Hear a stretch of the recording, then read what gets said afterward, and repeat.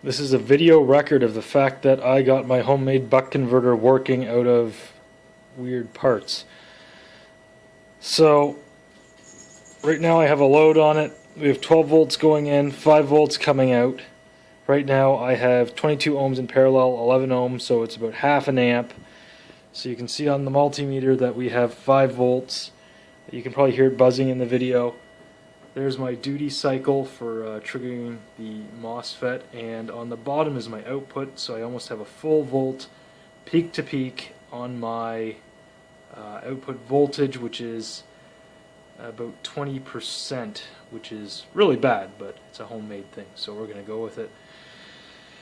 And so I'm going to lift this one out because these are in parallel, so that'll put us at 22. That'll give us a quarter amp. You can see it's quite dirty on the scope there, but we're still sitting 5 volts. We went up to 509. And okay, give me a second and I will put these in series to give us the 44 ohms.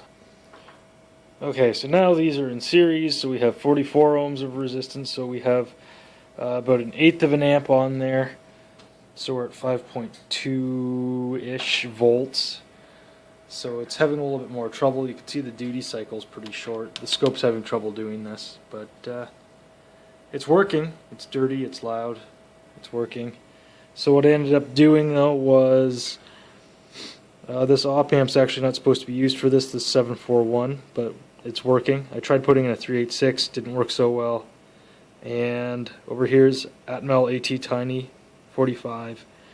Outputting over here to this little NPN 3904, going over to this P channel power MOSFET. And here's our inductor and our capacitors. And there's our output. All this stuff over here is just me swapping out parts and testing. It has nothing to do with the working circuit. Ignore it. But okay, so 3 different currents. It's working. Life is good.